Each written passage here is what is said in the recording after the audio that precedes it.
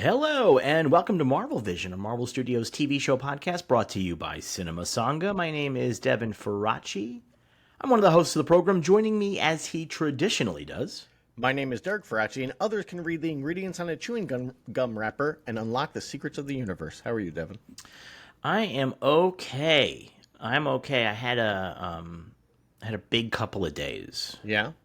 Yeah, I changed my shower head all by myself. I did it Oh. all alone. Yeah, I had the shower head that we had. I had put in like when I moved in here like 7 years ago, and my water pressure in the shower had gotten really bad, and it was. At first, I thought there was something going on with the building, but then I realized my water pressure in the rest of the house was fine. Yeah. And so I said, "Oh, it must be that this has got buildup inside the shower head." And technically, I could have cleaned it. I could have put it in a bag of like vinegar or something to like soak it and get that shit going. But I said, you know what? Fuck it. I'm gonna get a brand new shower head. I've had this for 7 years, so I did. I got a brand new one. I put it in, and oh my god, it's a luxurious experience. What kind of shower head did you get? One of those ones that has the multiple modes, and you can take it and use it as a microphone when you're singing in the shower and stuff like that. Those are the best. Those Yeah, are the so best. Yeah. The one that you can really clean your butt with. Yeah. You can Yeah. really get in there. You can really, really get in there. Yeah. I like those. The apartment I'm in now does not have that, and it bums me out. Why don't you get one? Because the shower head here is like built into the wall. I can't just like take off the front piece and put on another one. It's like a whole thing. Really? Yeah. That's so weird. Yeah, it bums me out. Also went to go see Kill Bill: The Whole Bloody Affair this week. Oh, yeah? How was that? I've seen it before. It's my second time seeing it. Great experience. Don't know why it's not available to the general audience, but had a great time. Unfortunately, it 12:30 p.m. showing on a Monday, and it's playing at the Vista Theater, one of the two theaters that Tarantino owns here in LA. And it was so packed that we sat in the third row, and we sat in the third row for 4 hours and a half, and on my back for the next day and a change was in bad fucking shape. Real bad shape. So, and if he's listening, He's never put that out. I don't understand. I mean, there must be some reason. If he's listening, hello to Gabriel, who came up and talked to me. I think it was Gabriel was your name, if I remember correctly, who came up and said hello. It was very sweet and very nice. And yeah, so that was my big week, man. Just out here doing it. Very nice. Yeah. I had somebody steal my groceries. No shit, really? Yep. What happened? As you know, I have a Sam's Club membership. Mm-hmm. And I ordered stuff to be delivered. Mm-hmm. And I always mark it as a handoff, not just drop it outside. I mark like hand it off to me. Yeah. And I put a note like, hey, I'm in this building. Here's my phone number. If you're having trouble finding it, call me. And I had a little thing pop up like, your delivery's on the way. And then I saw like the driver arrive. And I could see him on the little Google Map thing. They arrived.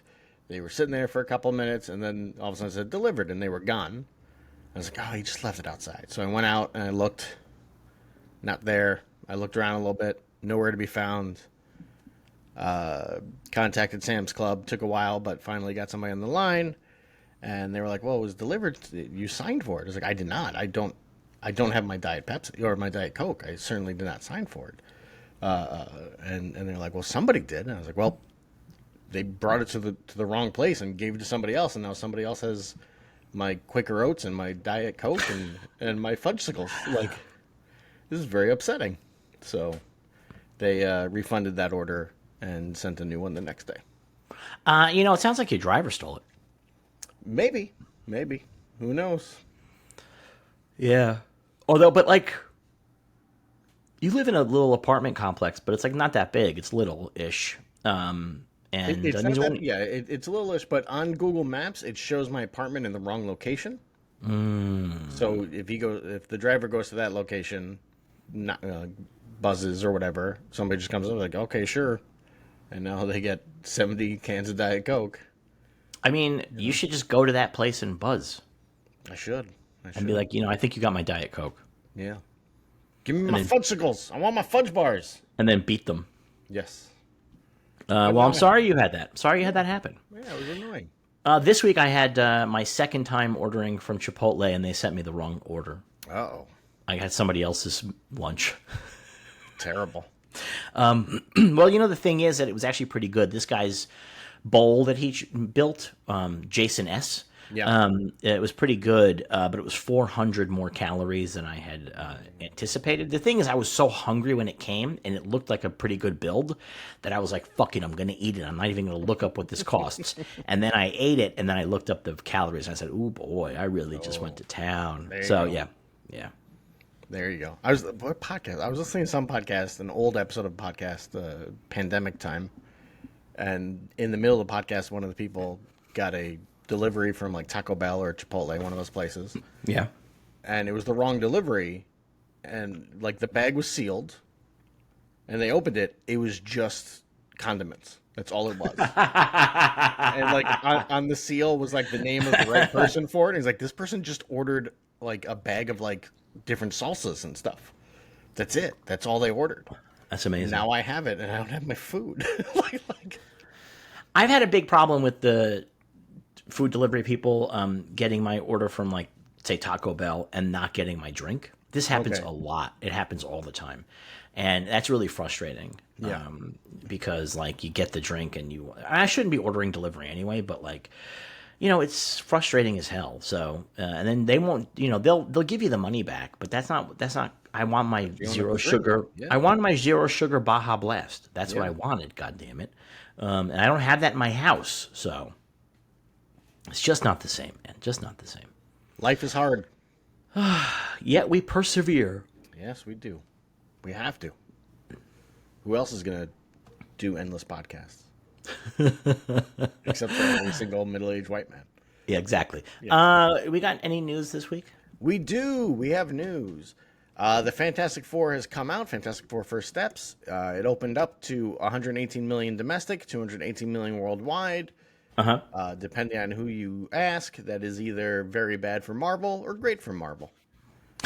So I'm I of think- the camp that it's pretty good for Marvel. I think nobody knows anymore what any of this stuff means, and I think that for Marvel, I think a big piece of it is that the movie's been positively received, Yes. and I think that's going to be valuable for them because they need their Avengers movies to make $1 billion, right? Yeah. And so, with the positive reception of this, the feeling that maybe Marvel movies are worth seeing, and also they introduced these characters that maybe people liked and are excited to see in the next Avengers movie. Yeah. So yeah, Yeah. I would point out I did some research yeah, of every Marvel first in a franchise movie. So like Captain America, Iron Man, Thor, all those guys, all that stuff. Spider-Man. This is not counting Avengers. This is the third highest opening for them, for any of those. So that's pretty good. yeah. But inflation really fucks that because a bunch of those came out 15 years ago. Yeah, but the So that's budgets are tough. all roughly the same. So with Yeah, inflation, but money is not the same, and the ticket price isn't the same. yeah. The big I don't think this problem- movie costs the same as Captain America: First Avenger. This is much more expensive. Yeah, I mean the biggest problem is Asia. No movies are making money in Asia. No Hollywood movies, Right. and they have to learn to recalibrate with that in mind. Yeah, that's very true. Yep. And That's very speaking true. of that, according to Variety, Marvel will be looking to cut budgets by lowering the cost of casts, starting with X-Men and Black Panther 3. Also, Blade and Deadpool 4 are low priority for them. Yeah, that makes sense. Yes. They got a lot on their plate right now. And also, I imagine Deadpool 4 would cost quite a bit of money. I imagine Ryan Reynolds is not cheap. Yeah, but I think the thing is that probably is. It reasonably could make money. I mean, the last one made over $1 billion, right? Right. It could reasonably make a bunch of money. So him not being cheap is fine. I think the thing is they might want to establish their X-Men first before they do another Deadpool. You know what I mean? So that might be what the deal is. Yeah. So their X-Men cast, they're going younger with it, so that's going to be able to save them a bunch of money. They're going teens. which means older teens, young adults will be in the roles, and probably a bunch of them have like TV backgrounds and stuff like that. So that'll be really, really cheap. I don't know what they're going to save money on for Black Panther 3, but I guess we'll find out. Yeah, that one. I mean, I don't know what Denzel Washington gets paid, but I can't imagine its scale, right? Like, No, especially for a Black Panther movie. Like, Yeah. he works cheap for Spike Lee. He does not work cheap for Marvel. yeah, yeah. So I guess we'll find out. But also, I guess at the same time, the Black Panther movies, both of them have been very successful. Yeah. So that makes it a little easier to spend some more on that because it's a proven track record where with X-Men, they don't really know for sure how it's going to go over. Right. You know? Right. And putting Blade as low priority is not surprising. Makes a lot of sense. There's no reason to keep throwing good money after bad at this point. Yes, yes. Moving on to the other universe, the Distinguished Competition. James Gunn has put up high-res images of the mural in the Hall of Justice, showing off all the characters. They are... Wait, hold on. Before you talk about this, Yeah. I want to say that I think that to get ahead of the conversation a little bit here, I don't think the fact that there are no recognizable super famous superheroes here means anything. I think that they chose characters that they never have to worry about actually using. Well, he said that multiple of them are in projects that are coming up. Well, But then they're they said not that, the focus, right? They're not big characters. So, like Wonder Right. Woman, you have to nail down the look, and they're not at that stage yet. Batman, you got to Yeah. nail down the look. right, that's the thing, exactly. They got to nail the look, and so I think that that's part of the reason why you don't have those kinds of characters up on that mural, because it's characters that they can, play with a little bit, and it doesn't make a difference if how they appear will match directly with how they appeared on that mural. So Yes, yeah. Especially since this essentially just goes up to, in real time, the 1990s. right. And then they can, so like if one of these characters shows up in a different costume, they're going to be like, well, they changed their costume in the last, couple of years or whatever. Right, And right. that's it. But they are Madame Xanadu / Sister Symmetry. That is what Madame Xanadu is called when she's wearing the cloak of Syra, or Kyra maybe, which was from Justice League Dark. Silent Knight, Exorstius, I don't know how you pronounce that one. Exoristos. Exoristos? Exoritos. She is Exoristos, maybe? an exiled Amazonian, Uh-huh. introduced in 2011. Okay. Black Pirate, Miss Liberty, Whip Whirlwind, who is a version of Max Crandall, a.k.a. Max Mercury, a speedster who bounces around in time. Okay. That is his second superhero persona. His first was Whiplash. Super Chief, El Diablo, possibly Hugo Danner, which is the main character from the novel Gladiator, which inspired Superman. Or it could be his son, Iron Monroe, who is a DC character. If it is Hugo Danner, this would be, as far as I know, the first character to, even in Easter egg form, show up in a Marvel or DC movie that both Marvel and DC have stories about. Wait, where was he in Marvel? He's popped up in Marvel Comics, Hugo Danner. Oh, okay. Not in a movie, okay. No. Ghost of Flanders, which is... There's Maud Flanders, the ghost of Maud Flanders. I was going to say it's Homer's greatest nightmare. Is Flanders dies and just haunts him. Ghost of Flanders, as it turns out, is his base is underneath the Tomb of the Unknown Soldier, because he is the Unknown Soldier and he didn't die, and he just didn't want to tell anyone he didn't die. Yeah. Seems rude. I mean, it's kind of cool, though. I mean, it's kind of cool. Yeah. Obviously, Flanders is a World War I reference, so. Yes. Wesley Dodds, Sandman, from the Golden Age. We all love him. Amazing Man, Zatara, Liberty. Zatara's very exciting to me. Yeah, you're excited for Zatara? Well, I'm not excited for Zatara, but his daughter is Zatanna. Yes. And I want her to show up. And I can't believe we haven't gotten her in anything. Like, it's crazy. Like, here's a hot magician lady. She was on Smallville. Yeah, that doesn't count. We all know that. There's a hot magician lady wearing fishnets and a top hat. Like, she is the hottest superhero. and her deal where she talks backwards to cast her spells is just wonderful. Yeah. And so I feel like James Gunn is the guy who recognizes the value of a Zatanna. Sure. In a big way. Sure. Moving on from that, Liberty Bell, Bullet Man and Bullet Girl. Max Crandall showing up for a second time, this time as Max Mercury, which is the persona he's better known as and goes by in the comics these days. TNT and Dynamite, Phantom Lady, the Atomic Knight, Freedom Beast, who is the successor to B'wana Beast and was created by Grant Morrison, Wildcat, Vibe, everyone's favorite, Gunfire, and Maxwell Lord. Gunfire's wild. What a wild choice. Has that guy been in a comic book in the last 30 years? I have no idea. The only thing I can think of is he's going to show up in Peacemaker Season 2. That he could. Yeah. Gunn has said that they have not shown the press the last 3 episodes of Peacemaker Season 2 or reviewers.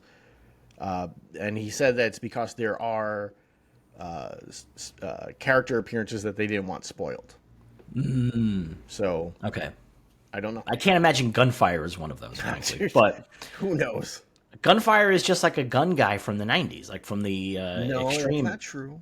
What is it?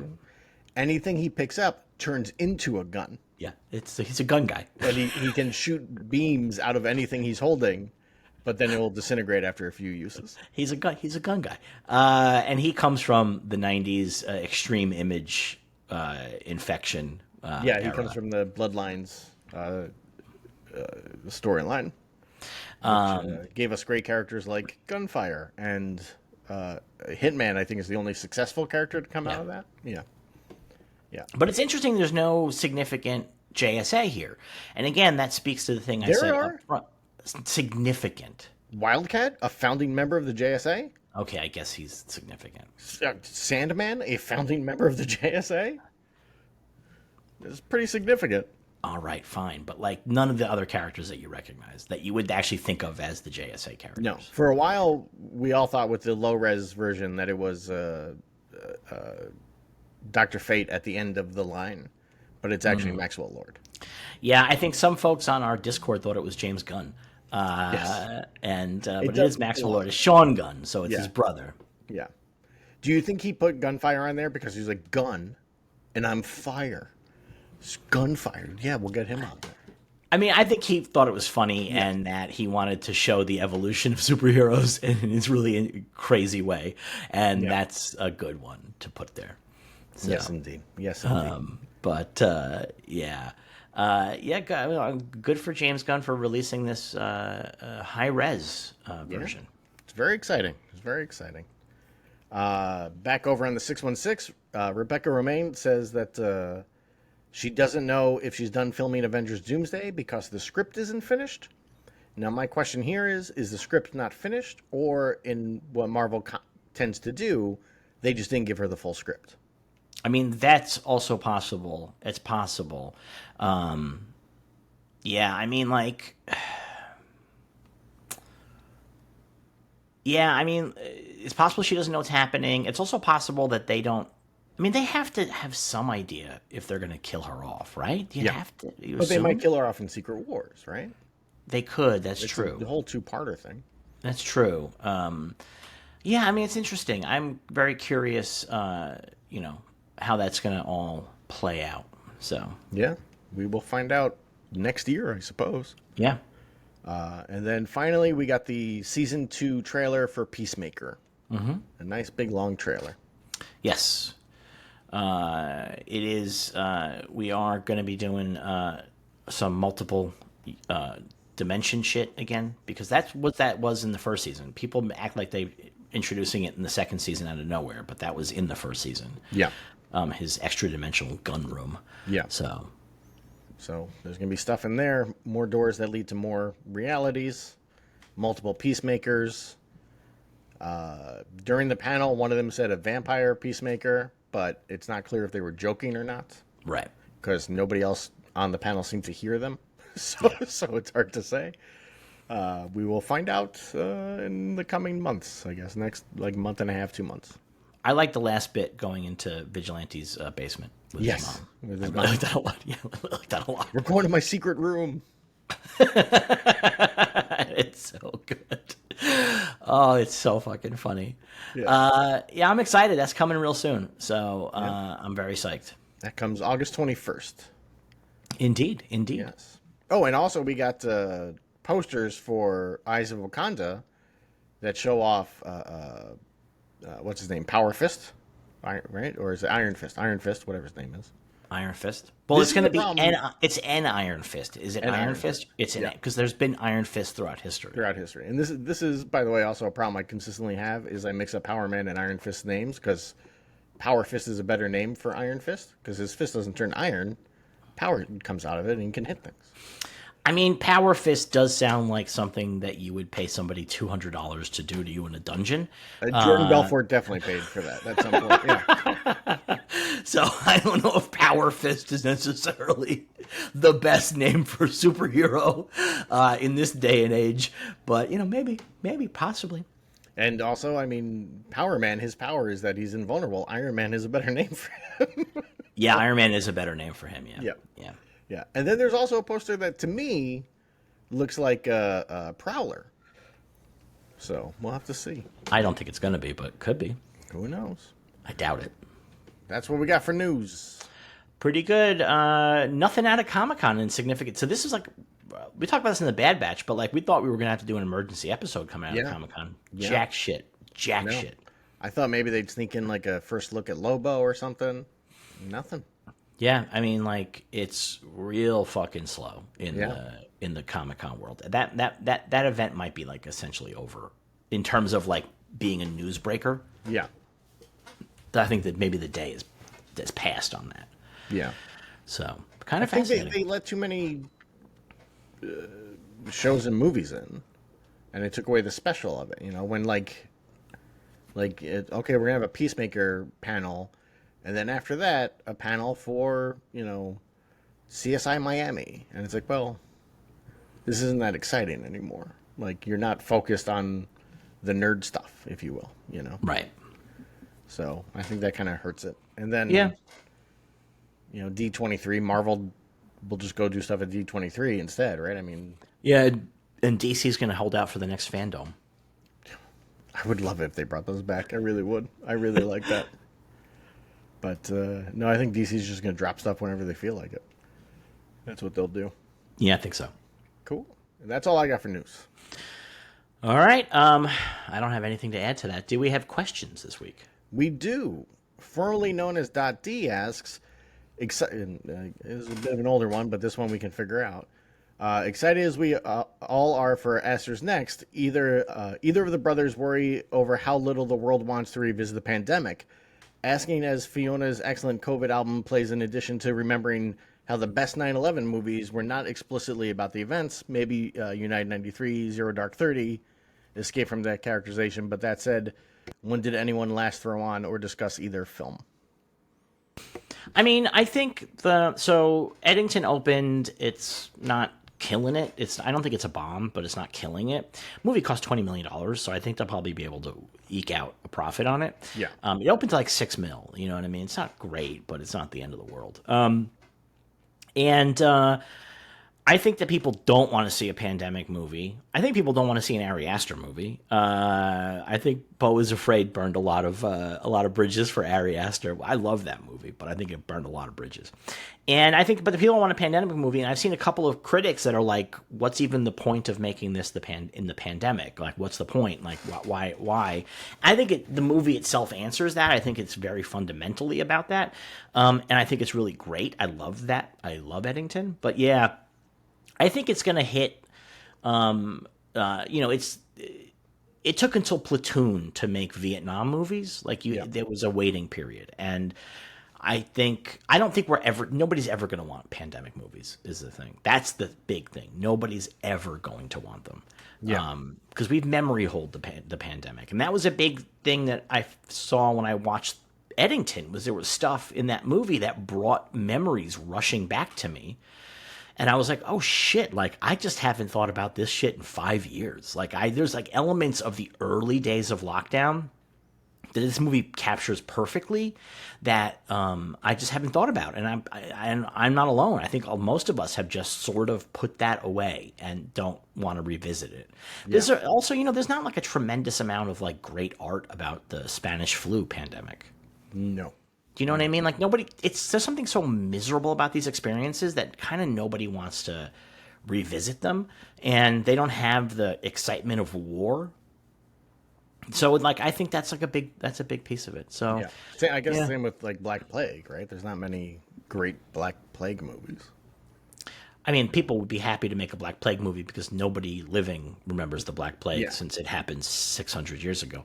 But I think just that kind of format is you run into an issue of like, well, there's not much your characters can do against this thing, right? Like, yeah, I mean, the thing is that like Eddington makes it the setting, and so it's about the breakdown of America during the pandemic, and that uses the pandemic as a setting, and the lockdown as a setting, and as a way of, just like in real life, as a way of like making divisions get worse. Yeah. Making people go crazy. And so, which is what happened. I mean, there are people I know today who are broken by the pandemic and lockdown. They've never been the same. They're like how Dennis Miller was broken by 9/11. He was never the same.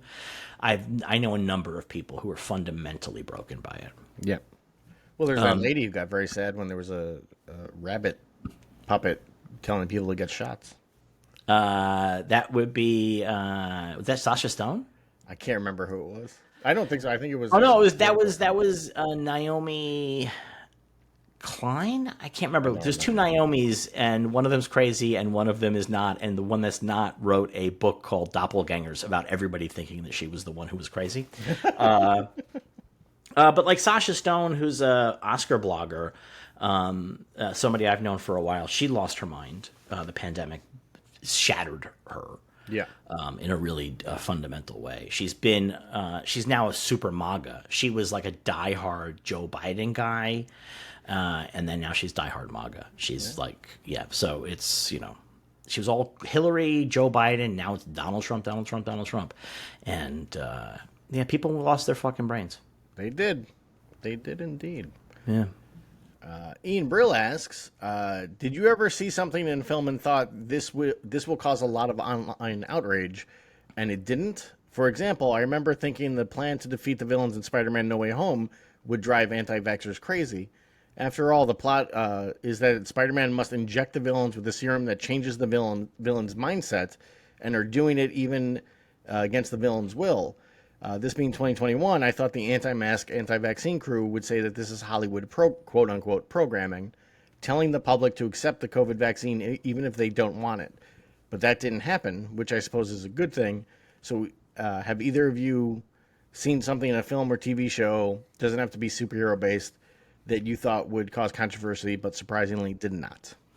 So I've been racking my brain for an example, because the answer is yes, all the time. Yeah. And I've been racking my brain for an example, and I can't think of a good example, because I think the fact that it never created controversy means that it just sort of slipped away. Yeah. But very often when I'm watching a movie or a TV show, I'm like, oh my God, this is going to make people mad. Like, oh, there's going to be discourse about this. And then there's not, like, but I think that's like a thing. It's a sad statement about our modern world, which is that you can watch some movie and be like, oh, this is going to make everybody mad. Like, that wasn't a thing you used to think about when you went to the movies. You weren't like, oh God, this is going to be 3 days of discourse straight up.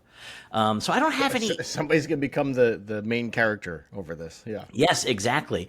So I don't have any specific examples because I can't remember any, but it happens all the time. Like, this was like a thing that Brittany and I would watch something and we would be like, okay, that's the one, that let's see this blow up on Twitter. But then people don't watch the stuff as much as they used to, and like things disappear faster. It's, rare when I think some of this stuff makes enough of an impact. Yeah. So I'm always curious, like, I think the thing is, what's become really interesting is that it ends up being stuff that I can't even see coming that creates a discourse. Yeah. Like, a lot of times it's like, oh, what? Huh? Like, and people being angry that Superman's an immigrant. Yeah, exactly. Yeah. Yes, that's a really good example. Like, what? Huh? Like, how can that, what? So that, also that the movie's woke, you know what I mean? Like, but that's the kind of thing, like, people just project things onto stuff now, so it doesn't even matter what the content is anymore. Yeah. I think one that stood out to me is, and I don't know if this is because people just expect it from the show or just nobody really watches the show that much in comparison to how long it's been on. But the Dennis Reynolds, because of the implications bit in It's Always Sunny, I thought when I first watched, I was like, people are going to freak out over this. I saw a great meme the other day about that. Oh, yeah? It was a guy, and he's proposing to his girlfriend, and it says she said yes, and he's proposing to her on a boat, and somebody had taken the image and put on because of the implication. So fucking good. Oh. I think Sunny doesn't get anybody mad. No. I mean, like, Sunny's the first couple of episodes of this season have some stuff in it that I was like, wow, we really... Like, there's a bit in the episode, the latest episode, where they're going to give a Cybertruck away. Yes. And Dennis and Charlie are talking about how their female oil wrestling scheme is not working. And Charlie's like, it's because the women are ugly. And Dennis is like, yes, they are ugly. And I was like, okay, that might be. But I think nobody takes these guys, like, they know it's so clear that these guys are monstrous. And that's the joke, that nobody gets upset about it. No, I think the show's been around long enough for that to happen, you know, and nobody pays attention. Yeah, it's like South Park. Like, I think people don't get upset about South Park anymore. Like, it's just every like, well, now and then South Park. Still see. I mean, obviously, the past week has been a lot of South Park, but even like before that, every now and then I see somebody be like, "I can't believe the show is still on. It's so disgusting." Oh yeah, that happens every now and again. Yeah. And it's like, but they, you know, that's what the show is, and that's what the characters are. Like, and it's always been like, that. Yeah. Like it's edgelordship, but yeah. Have you seen the Trump? Have you watched the entire Trump episode? I did of South Park. I did. That was the first one I've watched forever. This century, yeah. So yeah, I also watched it, and I think it's really interesting to bring that up right now because one of the subplots is that Cartman is upset that woke has won. And woke has died. I mean, woke has died, and so now he has no place in the world anymore, and so he's going to kill himself in Butters. And I thought it was very funny. I thought it was like a really funny little bit, you know. That made me laugh. Yeah. Yeah. So. That he's upset that without NPR he can't laugh at them anymore. Yeah. I like that. And then like there's a bit where he's like walking past restrooms and it says men only and women only, and he's sad. It's like very fucking funny. Yeah. But yeah, I mean, people just add whatever they want to get mad about. So. Yeah. Yeah. Usually these days people tend to get mad about things that don't exist in the story. I mean, that's the thing. That's 9 times out of 10. You know. Or something like they heard somebody say. Yeah. You know, that is how a lot of this stuff goes. They heard somebody say, and then people make rage bait YouTube, and then that turns into people on social media are talking about, and then all of a sudden it is a thing. Yeah. And that's just not that's not actually what's happening. And a sign that it does go both ways when it comes to politics. I did see a few people on Blue Sky posting like sharing posts from other people that were like, the Fantastic Four is a disgusting display of America nuclear family, and this is the kind of thing we should avoid. And it's like, a family? Like, they're a family. Like, the nuclear family, if you're in a certain brand of leftist circle, the nuclear family is not a good thing. And I mean, I don't necessarily disagree with that, because the nuclear family was a creation of capitalism in the 20th century. And before that, we lived with extended family. And so we had larger communities that we lived with. But the idea of moving out and starting your own family potentially far away from your existing family, that was the thing only immigrants did like that. And that was like you did that because that was like a big upheaval. Yeah. It wasn't expected that when you turned 18, you were going to go move to America. But in America now, when you turn 18, you're expected to move out and create your own life. And that just isn't how it used to be. That's just not the way it used to be. And so, there's an element of that it's, people will say that it's traditional brown and black, traditional brown and black lifestyles that have been propagandized out of existence and yada, yada, yada. Yeah. I mean, I don't disagree fundamentally, but I do think that we lost something as a society when we decided that we weren't going to live with grandma anymore. So. I guess. I don't know. It's hard to say. I mean, it's not hard for you to say because you live by yourself and you couldn't be happier as a hermit. Exactly. I mean, back in the old days, you would have lived in a cave someplace. So, and as much as I love our extended family, very loud. So that would not work for me. Hearing the TV from 6 miles away. Yeah. It would drive me crazy. Kirby Pulver asks, slightly morbid, but upon your death, what do you each want to happen with your memorabilia? You each have a lot of unique, cool, and likely valuable nerd stuff, and if you don't sign an heir in the next 30 years, where would you like your stuff to end up? I have an audiophile friend who doesn't have any children and has like 1,000 records, and I always wonder where his life's work will end up. Hello, Kirby. I have known Kirby for a very long time. Oh. Kirby came over to my house to watch a bootleg of Shaun of the Dead. Oh, That's wow. how long I've known Kirby for. My answer to this is pretty simple. I don't care. Yeah. Whatever. Like if I have people who are alive, like I would like to make sure that whatever I have that they want, they get. Yeah. That would be nice. If there's something that you want or somebody else wants, I would want them to have it. But otherwise, I don't necessarily care all that much. When Brittany died, dealing with her belongings was a piece of that. And so it was very interesting to kind of do that and realize, especially because she had not made any plans on how to distribute her stuff. Yeah. The one thing that she wanted distributed was that she left her car to me, like she had said that. It's interesting because there's a certain point that you get to where you're like, oh, this stuff is so much stuff, you just got to get rid of it. Like there's just too much. There's just too much stuff. And so, yeah, my shit can go wherever. I don't necessarily worry about it. I don't think I have anything so historic that it needs to be saved. You know what I mean? Like there's nothing that I could give to the museum. No. You definitely, I think, have tchotchkes that are more valuable than the things I have. Because you have things like the Iron Man 2 coin. Challenge coin. Coin. I don't have anything like that. Most of my stuff is like I have some original art from like Greg LaRocque and Matt Wagner. I don't know how much. I don't think those are going to go up in price. Maybe Matt Wagner will, but I don't think. When Greg those guys LaRocque die, they will. When those guys die, they will. Yeah, yeah. But most of my stuff is just stuff you can just get pretty much anywhere for not much money at all.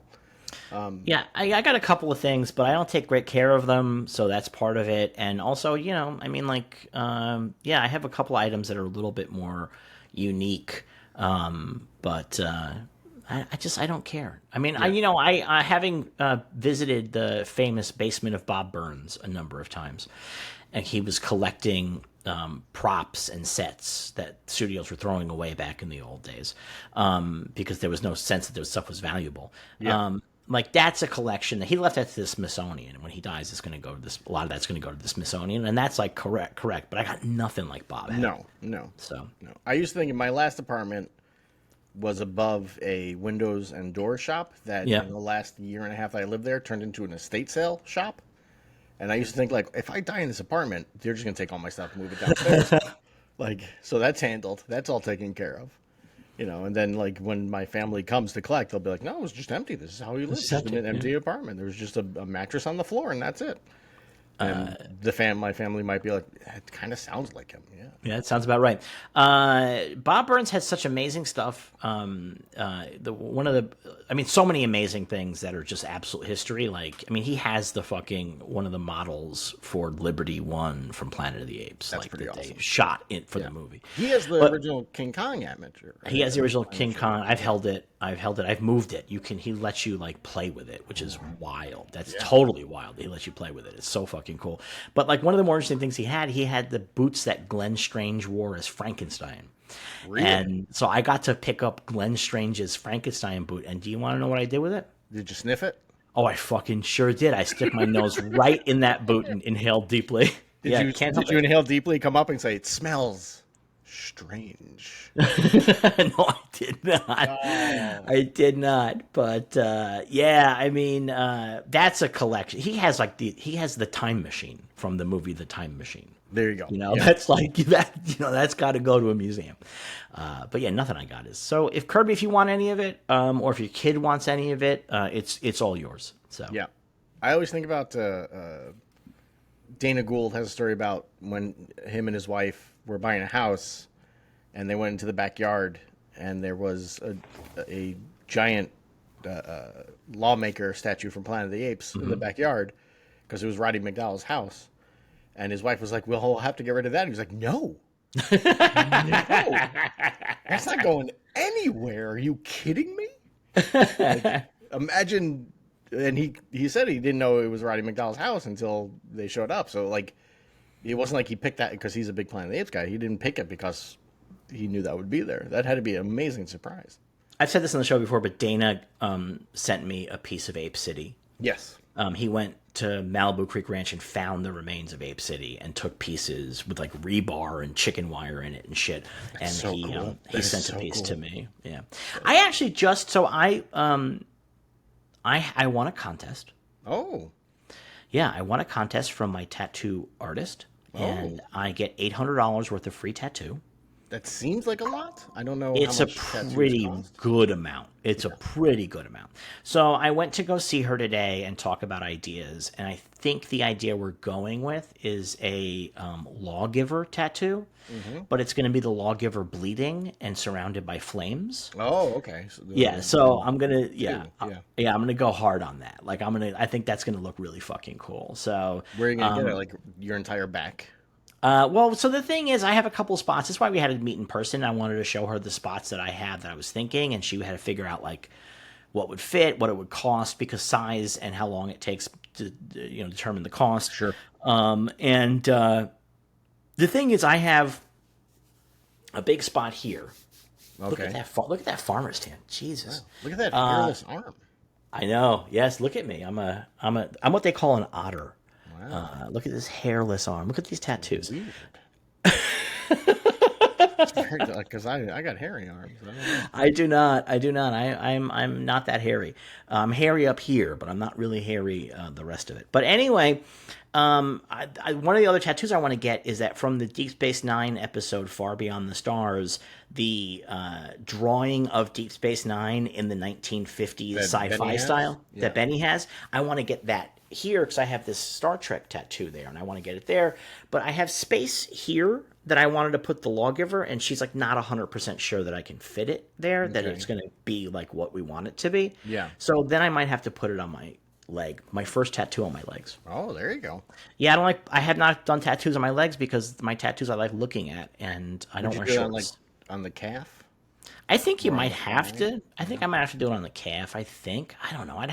I'll talk to her about like what makes sense and all that stuff. But yeah. So and then I think also we talked about like that. There's probably going to be enough money left over to get another small tattoo. And her shop did a Star Wars Flash Day, and they had a nice Ahsoka Tano Leku flash. It was just her Leku, it's just the little horns and the thing. And I was like, I could get that little someplace because I would love to have that. So There you go. yeah. There you go. You know what you could do? $800 free tattoo. I never win anything. That's I never crazy. win anything. That's crazy. I'm gonna put this out there. Take it or leave it. Yeah. Get the lawgiver tattoo, but get it on your dick, and then every time you pee, you can be like, "He's crying for humanity." No. No. All right. No. All right. No. Not gonna do it. Not gonna do it. But thank you for the advice. Just a thought. Just a thought. Thank you for the. Do you know what was really nice when I saw the tattoo artist today? And I said to her, I said, I never win anything. And she said, yeah, when I pulled your name, I was so excited. I was like, oh, great, we're gonna get to hang out again. Like, Oh, isn't very that nice? nice. Yeah, it's nice, right? Like, I'm a pretty cool person, man. I'm a pretty cool person. So, somebody's got to stand up for me. So it's gonna be me. It's funny. That excites you. If that happened to me, I'd be like, I come here too often. I can't. I got to go find someplace else. I've only actually been tattooed by her once. Oh, yeah? Yeah, I had met her another time because I have another artist that I go to a lot, who is like sort of my main artist, and he's amazing, and his style is great, and he gave me this tattoo here of this fly guy, and but Right. he what was that? He's writing in the book. He's writing, yeah, it's like a medieval scribe, and I put a Hemingway quote around it. Write one true sentence. But anyway, he did that for me, and it was healed by the next day, Wow. which is unreal. Like that's how like his touch That's is not a so small good. tattoo either. No, tell me about it. It was Wow. fine the next day. Like I mean, I kept it covered and did my aftercare, but like it looked great. It just was like done. Wow. So yeah, so that's how good he is. But she used to work with him, and one time I got a tattoo. I got this Britney tattoo, and she was there, and I was there for like 6 hours doing that one, and we just all hung out and talked while I was getting it. Okay. So that one, I had a hard time walking home afterwards. Yeah, it hurt. It's not that it hurts. It does hurt, but like when you're sitting for 6 hours and you're getting tattooed for 6 hours, You can't really we shift get up. around too much, right? No, you get up and move around. You take breaks, but there's something about the endless release of like the pain endorphins that like when it's all done, you really feel lightheaded. You feel like totally wobbly. And also it's exhausting because it does. It doesn't like hurt, but it hurts. Does that Yeah. make sense? Yeah. For something like that, because that one's in color, do they have to push harder for different colors? How does that work? No. No? Okay. I don't No, know. they just use different. I mean, they just change the cartridge with the color, and then they'll change the needle because there's different kinds of needles they use. So they'll use like a fine line needle. They'll use a needle that like is like got like a more of a brush thing going on, so they can hit more space. So yeah. So, Okay. what tattoo would you get if you ever got a tattoo? Which you're not going to do, but I've thought about it many, many times. Like, well, if I got a tattoo, what would I get? And like the quick first thought answer is like, well, the Flash logo. But then I'm like, then I got that on me forever. Like, I don't know. That seems too much dedication. I can't do that. So I don't know. I know what you need to get. What? You need to get the Popeye anchor on your forearm. No. That's so great. That's so great, though. Just the anchor. No. I mean, if I was gonna get a Popeye tattoo, I would get like a spinach can. Like that kind of thing. Because the Popeye anchor, you could just be like, oh, he's a weird sailor guy. Like, But I think that's what's fun about it is that people don't know what it is, but the people Yeah. who do know, like, oh, is that Popeye's anchor? Like, Yeah. that's like really fucking cool. That's like some of my tattoos are like that. Like, it's like if you don't know, you don't know what you're looking at. So yeah. I used to, when I worked in games, I used to have an idea of getting a tattoo that just said placeholder. Because early games, before they would put in all the art, it would just like, the buildings would just say placeholder on them. I was like, that'd be fun. You're like, no, this is my placeholder tattoo until I get the art done. I mean, yeah, you know what? When I was growing up, when we were growing up, tattoos were illegal in New York City. You couldn't get them in New York City, and that saved my ass because when I was like 16, I wanted to get a tattoo of a barcode on the back of my hand to protest how we're all consumer products in a capitalist society. And I think I'd be so fucking unhappy if I had fucking 35 years later a shitty faded barcode on the back of my hand. Yep. I think I would be very unhappy about that. That's what always stops me from tattoos. Like, how am I going to feel about this in a year, 10 years, You're going to feel great. So this is the conversation I've had with our father about tattoos, which is that one of the things that tattoos are really important and what really is amazing about them is that they are little bookmarks of your life. So when I look at my tattoos, I know when I got it. I know what I was thinking. I know what was happening, and that creates a little bit of a bookmark. So each of these tattoos has some kind of a meaning, even beyond the meaning of the tattoo. Even this, I have some that have no meaning at all that I just got because I was a drunk and at Fantastic Fest, and they were doing free tattoos, and a bunch of us would just get matching tattoos. Yeah. But that has a meaning. Even though what I have is I have a rubber chicken here, which is, where is it? Where the fuck is it? There it is. The rubber chicken there, which is not a great tattoo per se, but like I have it in common with a lot of people. Yeah. That's the thing. You don't look at it like, oh, how am I going to feel about it in 10 years? You're going to feel about it in 10 years. First of all, you'll be lucky to be alive in 10 years. Second of all, what do you know? second of all, you're just going to look at it and you go, that was, you know what? Like that's a great thing. Like, I love that. I used to love that. I still do love that, or whatever. I mean, also if it's a piece of art, that's the other piece. Don't just get like somebody's name necessarily. Like, get a piece of art. Go with a tattoo artist and work. So I brought my tattoo artist that an image of the lawgiver bleeding, and I was like, I want you to take this and have fun with it. I want this to be like in your style, you know. And I was like, I want the flames to look like religious icon flames, like Joan of Arc flames or something like that. You know what I mean? And so you can have it. You're working with an artist who's creating a piece of exclusive art that will live on your body forever. Right. It's pretty cool. It's pretty cool. I love that you said don't get names, because my second idea was just get like Doug. I mean, that's funny in and of itself.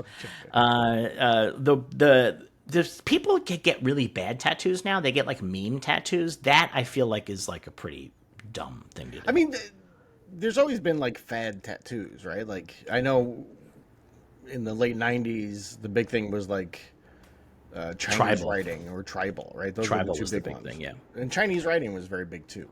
I mean, it's always been big. Yeah. That's been a big thing, and that's always funny because sometimes people will get a kanji or something on their body, and then they don't know what it says, and it does not say what they thought it said. That's always funny. Yeah.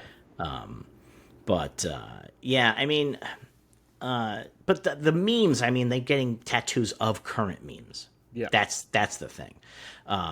So yeah. Which is why I would just get like the classic memes, like Charlie bit my finger. I'd put that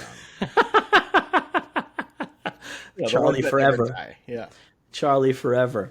Yeah. Anyway, all right. We went long. I thought this would be a quick intro, but So did I. Yeah, we just rambled on there.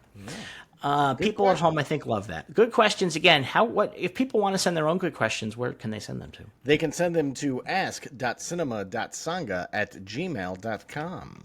And in the subject line, put which show it is for, Marvel Vision or Bad Batch.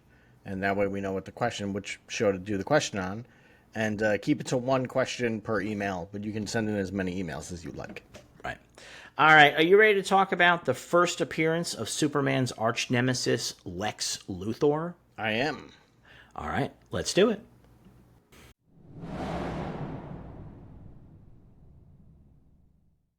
Action Comics issue 23 doesn't have a title, right? It's just Superman. I think it's just Superman. Yeah. Yeah, I think it's just Superman. There's not even like a particularly a blurb on the cover that might indicate. World's largest selling magazine. Yeah, I guess that's the name of the story, is the world's largest selling comic magazine. I do want to talk about the cover real quick. Yeah. I think it's messed up that the cover is a picture of Superman throwing a woman down the street. It does look like that. It does, in fact, look Fuck a you! lot like He's that. just tossing her down. Yeah, it does look quite a bit like that. All right. It's funny. So this is the first appearance of Lex Luthor, and I think it's kind of interesting because this is actually closer to the Superman movie than I expected it to be. Agreed. Yeah. Yeah, I mean, like, it's not like 100, not even like that much, but like there's an element to it that is like, oh, okay, that's actually what he's doing in Superman, sort of. So Clark and Lois are on assignment, the war between Galonia and Tehran. And they get hit with a shell, and Lois gets knocked out. So Clark... To be clear, this is the first panel. This is it's the opening panel. She's already knocked out. He's carrying her. This story begins, like, they took it literally when it was like, start your story in the middle. Yeah. Like, all right, sure. So he carries her into a doorway, and then he jumps. The comic, it's very clear that Superman is not yet flying. He is jumping. There's a very funny panel later where he's going to do a real big jump, and he like bends down and puts his arms out. Like, and yeah, it's very fucking funny. Yeah. He jumps towards where the cannons are firing these shells, and the bad guys are so bad that they're saying, "Splendid! Our shells are wreaking terrible havoc." And then Superman catches the shells and throws them back at the battery. Yes. It blows it up. And then so he goes back to the hotel, changes into Clark Kent, and he runs into Lois Lane. He's like, "Hey, Lois, while you were knocked out, Superman showed up and saved us." And she's like, "Oh, I wanted to see that big hunk again." She has definitely got the Lois Lane hot for Superman here. Oh, for sure, yeah. Did you notice this is kind of written like the way people talk on TikTok? Like, at no point do they say people are being killed. They consistently say, like, the destruction of citizens. Like, they're trying to get around words that would be banned. Is that what it is? There's not a comics code yet. No, at this time there was not. But it, like, that's what it reminded me of. Is like, what a weird way to, like, there's another one later on with Luthor's giant rock head that they say something. I'm like, it sounds like you're trying to keep TikTok from, like, blocking your video.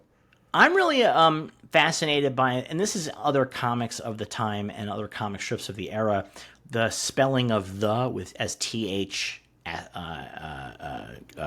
apostrophe. And it's not consistent. It's not consistent, and it's got to be some kind of a dialect thing. And I meant to look it up, like why that is the deal, and I did not do it. But I always just like I've noticed like Little Orphan Annie does a lot of it. Yeah. But like here, Clark Kent does it a couple of times, and it always reads to me like some kind of like dialect, like it's like a little bit of an accent of some kind. Yeah. Well, Luthor does it when he's explaining he's a super genius, and they both do it. Yeah. Like, that's a weird way to have the super genius talk. So the two of them, our two reporters, go and have a meeting with a bald man who is not Lex Luthor. No. It's an army general from which country is he from? Galatia, whatever it is. I believe Galatonian. I believe they're in Galatia. And Clark's like, "Hey, how long you want this war to last?" Which is like such a wild question. And it turns out that they're having a ceasefire that's about to begin, so they can start sort of figuring out like terms of a longer ceasefire. So Superman's like, "Oh, I should go. I should be there for this and cover it as a reporter." And so he jumps around, and we get an unbelievable panel, a Spider-Man panel. Yeah. Of Superman crouching in a tree taking photos of the convoy that's going to the meeting. He says, what a picture this is going to be. He is about 700 feet away from the car, and it's going away from him. It's not a good photo. It becomes a good photo because the car blows up. So that works out for him. Yes. But when he said that, I was like, Clark, no, you need Jimmy Olsen, clearly. The Taurinese are like, our guys didn't come because they blew up. And they're like, oh, these Galonians are treacherous to the end. And so the war begins again, and it's worse than ever. And Superman is back at his hotel, and he's like, I don't get it. Why would they do that? And he, I guess, writes his little story and rushes it out to the Telegraph guy. And then goes back and talks to the bald guy again about this. And the bald guy's like, hey, must have been an accident. You know, it's crazy how that shit happens. And but then Clark Kent with super hearing hears this guy on the phone. And the thing is, like, he hears a suspicious call.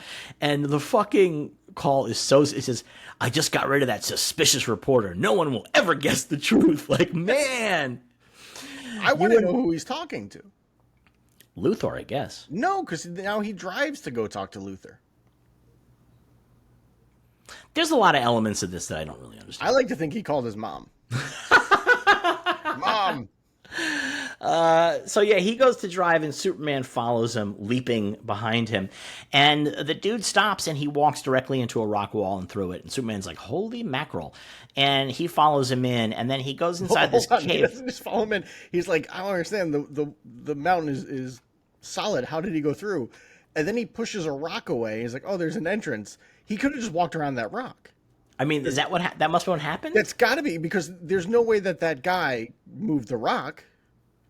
So Yeah. Superman just didn't walk around. He just like walked up to one side. He's like, I don't understand. I can't walk through this mountain. Superman sneaks into the cave and he sees the guy standing in front of a panel in a cave wall that has glowing lights, and it's a hypnosis panel. It looks like from the Land of the Lost TV show. The Sleestack temples have these like chessboards that are full of glowing crystals, and they open up doorways to other dimensions. It looks like that. That's what I thought this was going to be. Like reading that first panel where it starts glowing, I was like, "Oh, is this going to be like a portal?" And this is where Gunn got the idea of like, "Oh, Lex is going through portals to different places all the time." But nope. No, in fact, what happens is that Lex Luthor's weird face comes out of the side of the rock. It looks a lot like a Yellow Peril racist caricature. I was like, oh no, this is going to be tough. Maybe it is supposed to look like that so that people don't know it's Luthor. I don't know. Perhaps. I don't know. I mean, it's a pretty racist-looking image here. Yeah. And well, unless the way this works is that Luthor has to push his face into something, so it's pushing all his skin back. And that's what's happening. I mean, that could be it. The guy reports to this big face and says, your plans have been carried out. The war will be prolonged.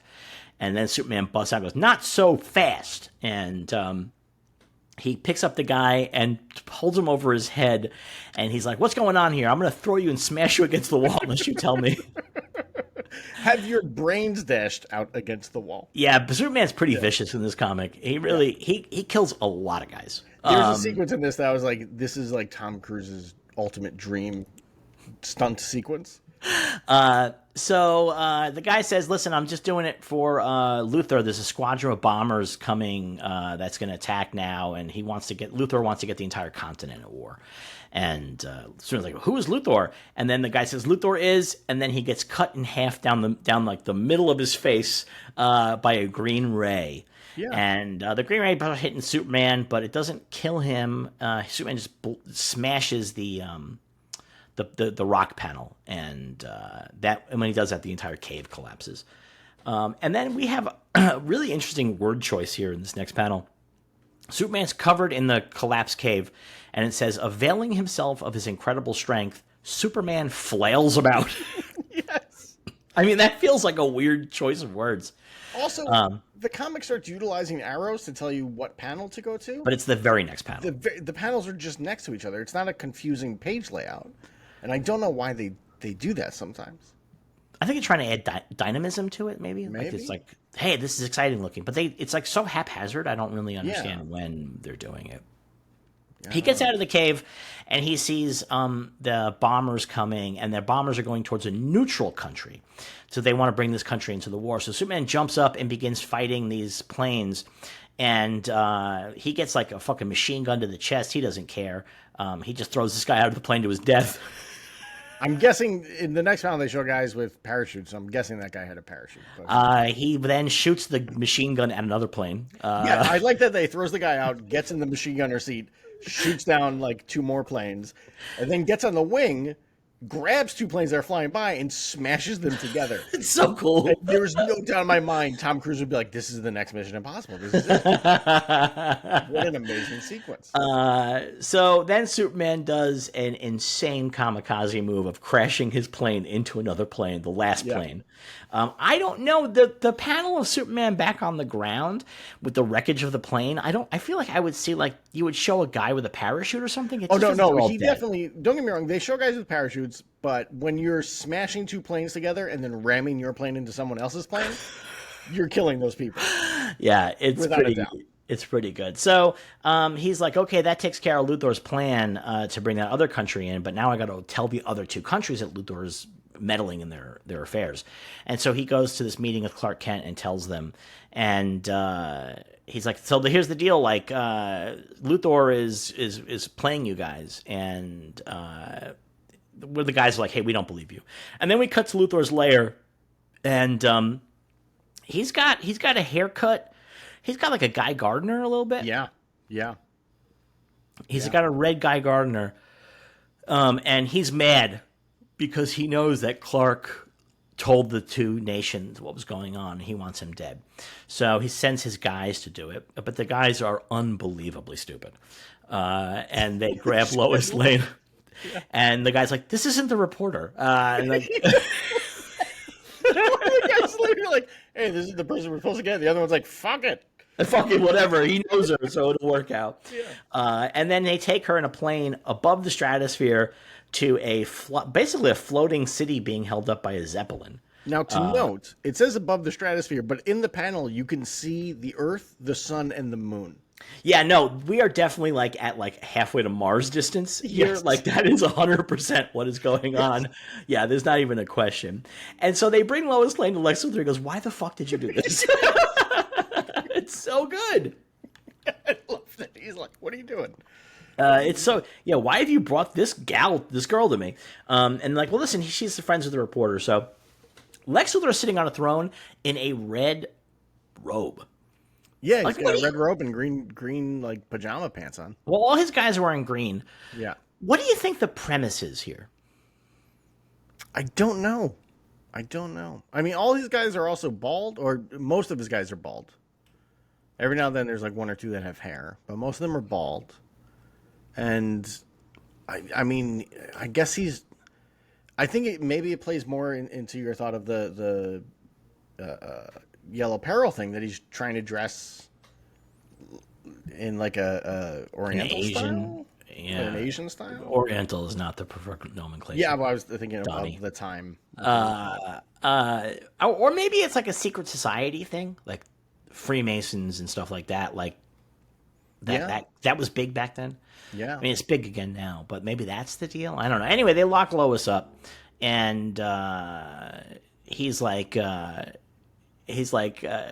she's not even gonna bother questioning her. Locks her up, and she's in her jail cell, and this guy keeps looking at her, and she jumps to a very different conclusion than perhaps I would have in this moment. First off, her thought balloon, the way the guard looks at me, it's not like the others. It must be that. Look at the amount of bubbles going up to the balloon. They clearly were still trying to figure out how to do thinking. It's amazing. There's when I first saw this, I was like, is she smoking like a does she have like a bubble pipe? Bubble pipe? Yeah, it looks like bubble pipe. Yeah. By the way, also, I think it's really worth noting this comic is really badly written, and the text box here is a good example. Lois is placed under guard, but studying her guard, she notes like the use of guard within like 3 words of itself is unreal how bad that is. Also, that she says to him, "You're not under Luthor's hypnotic influence." How does she know that Luthor is hypnotizing people? I think Clark probably told them. That was probably part of the deal. I don't think Clark spoke to her. Why wouldn't he? He went back to town and talked to the leaders of the country. I mean, it seems reasonable that he sat down with Lois for a minute. I guess. Seems reasonable to me. I don't know why she jumps to that conclusion. I mean, again, if I'm a woman locked up in jail and there's a male guard staring at me, I do feel like I might jump to a different, more upsetting conclusion. Also, he's clearly sneering.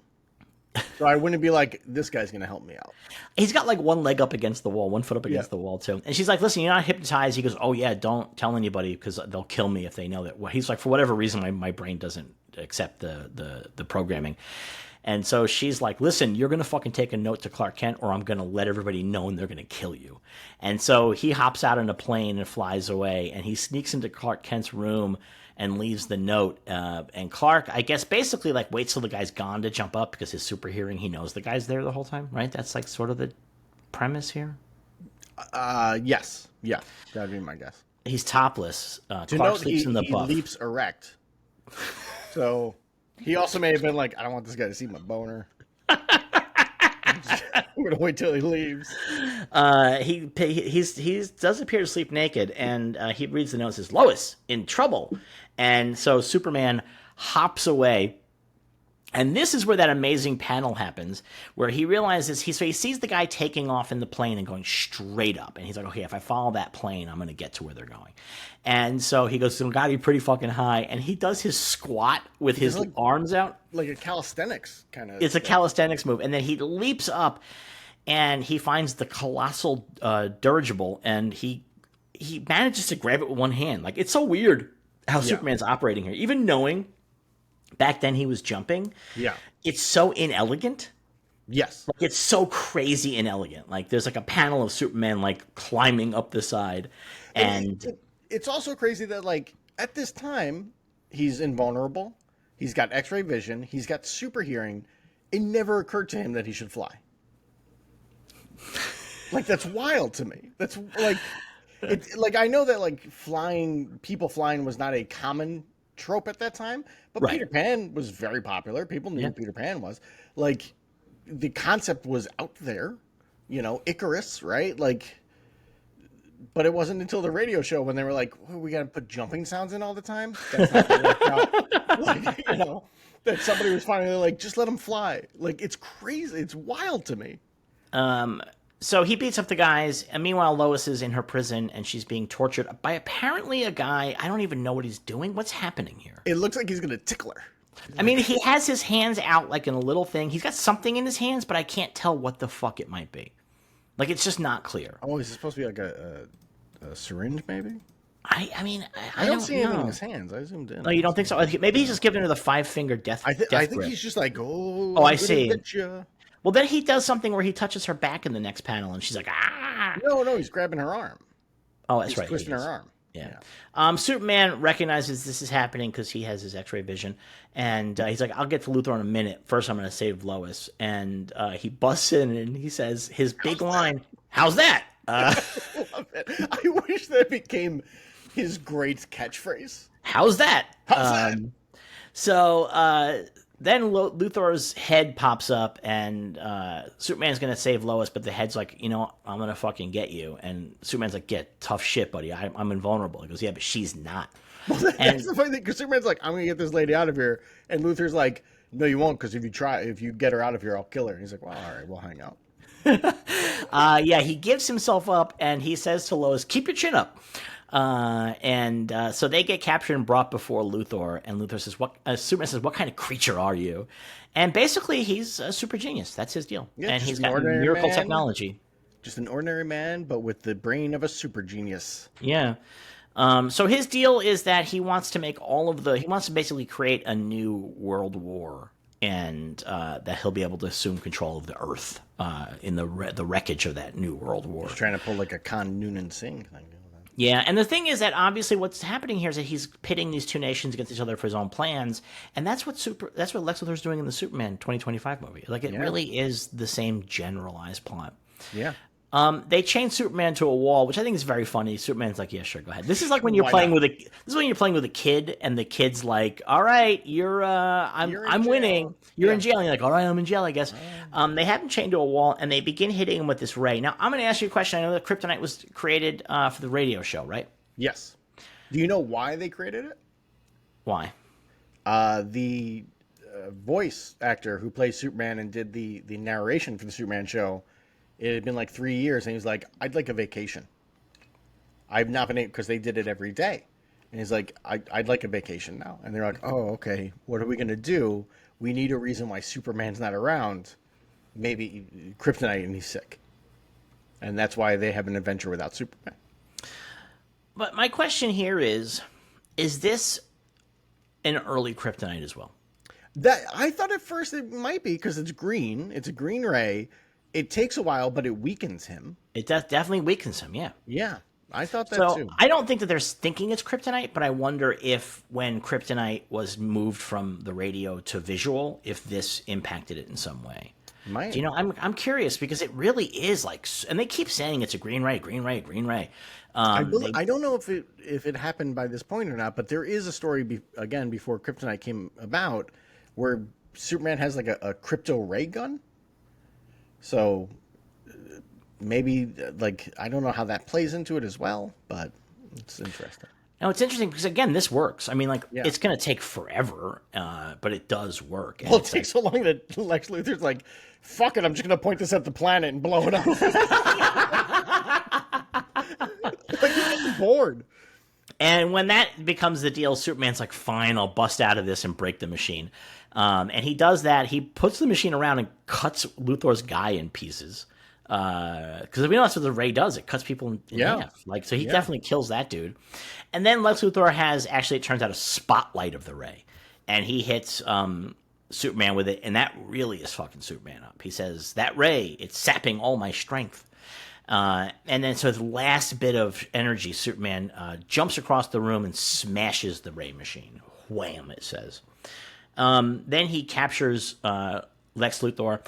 And then there's a panel that maybe this could be your tattoo. What? Of Superman running down a hallway. Carrying Lois and Lex.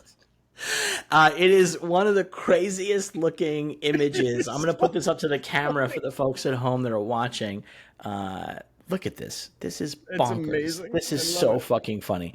So yeah, he's got them one in each arm, and the way that it works, he's got like his arm around Lex's ass. Yes, and if I got this as a tattoo, I would need the word balloon to the dirigibles control room.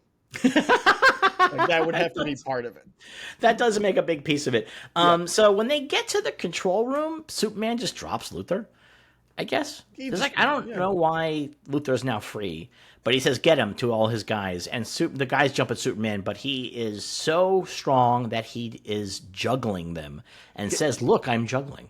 Can I tell you? There's a moment here that if Gunn did read this issue, working his way into the Superman script, that I wish he took the line, because in the movie, Lex Luthor tells his Raptors, his little army, like, take them down. And Superman says, good luck with that, and then beats them all up. I would much rather prefer the line here where he says, you're welcome to try. I think that's a much more fun line. It is a good line. After he beats these guys up, here's another really bad line of writing here. Turning from the cowed guards, Superman turns to the great mechanism that keeps the dirigible afloat. What keeps the dirigible afloat is the helium in the balloon? Yes. I mean, I just want to make sure that people know this, that there's not a mechanism that's keeping it afloat. According to this, a giant plank of wood. And so Superman breaks it and jumps off the thing with Lois, and the thing crashes to the ground, killing everybody on board, because that was a very high height. In fact, to the point that Superman looks at the flaming wreckage with his arm around Lois like they're looking at a sunset and says, and that's the end of Luthor. Like, he's so happy to have just killed all of these guys. Yeah. And then he goes and takes Lois through the battlefield. And she's not scared. She's thrilled to be doing this. And they get back to the hotel. By the way, real quick, the panel of them running across the battlefield, there's a soldier. He has no hand. Well, war is hell, buddy. Yeah. That's pretty. War is hell. That's the thing. It's pretty grim, pal. Yeah. Pretty grim to have just a stump. He goes back and addresses the leaders of the nations again, and it's like, so I killed Luthor. And now you will believe. Oh, he said I killed. He says, now you believe me. This fucking thing fell out of the sky, and like, it's crazy, but I guess we're gonna have to make it so. And it appears likely, like really, because a fucking Zeppelin fell out of the sky. You're like, I guess you were right. There was a man trying to take over the world. Well, then they go have a meeting, and when the door opens, Clark is so impatient. Well, and the war is over. Armistice has been declared. We cut back to the Daily Planet, and we see that Perry White has gotten another scoop from Clark Kent. How he does it amazes me. And his secretary says he appears to be such a meek, shy person. Yeah. We had talked about the idea that Clark is not a good reporter, but obviously here he is. And this, apparently, he's a very good reporter. Yeah. Yeah, he's a very, very good reporter. And then we cut to Clark and Lois in the park, and they're hanging out, and Clark's like, well, our job here is done. That means we should get back to Metropolis. And she's like, I'd love to get back. She got her back to him, like, in a very unfriendly way. And she goes, and I'll be doubly glad if I should see Superman there. Yeah. I mean, if I was in that park, I was walking past Clark and Lois. They're breaking slouched, up. And yeah, right? They're breaking up. Yeah, they're definitely breaking up. Yeah. So that's the first appearance of Lex Luthor, a head full of hair, a red robe, and essentially a very similar plot that he has to the one in James Gunn's Superman movie. Yes. What'd you think of this comic? I enjoyed it overall. I definitely, about halfway through, I was like, I wonder if Lex Luthor's going to show up in this story. He takes forever to show up. And I was like, this comic is on DC Infinite is only 14 pages. Yeah. Like, it would really suck if they have the issue, but not the story that he's in. Like, they just have a different story. And I was getting a little worried. but Yeah, he it showed takes up. a long. Well, they don't recognize. I mean, they don't know that Luthor's a big deal. Like he's just a guy. They kill Yeah, I him. mean they kill him at the end. Yeah, Yeah. yeah, Superman gladly kills him at the end. excitedly, if anything. Yeah, That image of Superman with his arm around Lois, admiring the flaming wreckage that has human bodies inside of it, is yeah. so crazy. And keep in mind, literally the page before, he's carrying Lex and Lois. So Yes. it's not like he's like, I can't carry both of you. Right. Like he could. I actually don't know why he doesn't, because it does seem like he would want to, because his whole plan to bring Lex down was to prove to everybody what was happening and Yeah. to put Lex in jail, right? That was Yeah. like, I'm assuming, his plan. That's what I'm saying. All he's got is a destroyed Zeppelin with charred bodies, and he's like, "There's the proof that this guy was trying to take over the planet." And they're like, "I guess, okay." The headline should be like, Superman does a Heidenberg. Hindenburg. Hindenburg. Jesus, the brain does not work. Do you know what I think I'm going to start doing? I had read that if you take lion's mane mushroom capsules, it could help with cognitive stuff in healthy people above 50, because my brain no longer works, and I need to get that under control. So yeah, because the fact that I couldn't remember Hindenburg. I just want to point out, by saying no longer works, you suggest your brain at one time worked. I could call up trivia and names once upon a time, but now I no longer can. It's very, very upsetting. I really enjoyed it. I like these old stupid comics. The writing is so bad. Like, I was really struck by how exceptionally amateur the writing is. And I mean, keep in mind, are they still teens at this time? I mean, this is issue 23. They've been doing this for a minute. Yeah. This is 2 years in. So they've written a bunch of comics, and they were writing comics, other stories too. You know what I mean? Like, I don't know. Maybe they're still teens, but like the writing, but there's no editor that's like, hey, this I mean, it's reads like shit. 1940, so they're like, I think 20 at this time. Actually, it's wild. This is 1940 because World War II is already happening. Yes. Like, it's nuts that this is like. Well, I mean, it's hard to ignore that the general that is working for Luthor has a an Iron Cross necklace. Yeah. You know, like he has a very Nazi Germanic feel to him. Yeah. The Iron Cross predates the Nazis, but yeah, it's kind of wild that they just do this totally fake thing. I guess that was like, I guess at this point in comic books, I wonder if they were sort of thinking like, how about we just don't. Meanwhile, in Marvel, they have Captain America back in Timely, or is it Atlas at this point? 1940s first Captain America, right? I think it's Timely at that point. But 1940s first Captain America. Yeah, he's just popping up around this time, punching Hitler on the front cover of his own comic book. I don't think he ever goes to the front lines, right? No, he doesn't. But that's like a pretty big statement. Like, oh no, that was a huge statement. I mean, that led to like death threats and stuff. Yeah. Yeah, I mean, so here, like, obviously, they don't want to like address World War II directly. Maybe like that's the whole premise here, is that World War II is engineered by technocrats so that the bad guys can rule the world. I mean, that maybe is the premise here. I don't know, but I liked it. It was very silly. There's a lot of silly stuff in it. It's all worth it just to see Superman crouching on a tree branch taking a bad photo, frankly.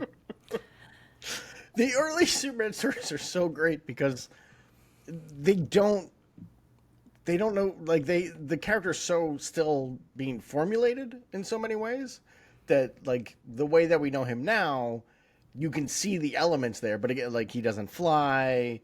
He's more than happy to just murder people or use a machine gun if he feels like it. Like, he is such a different character, but you can see the elements that would rise to the top, you know?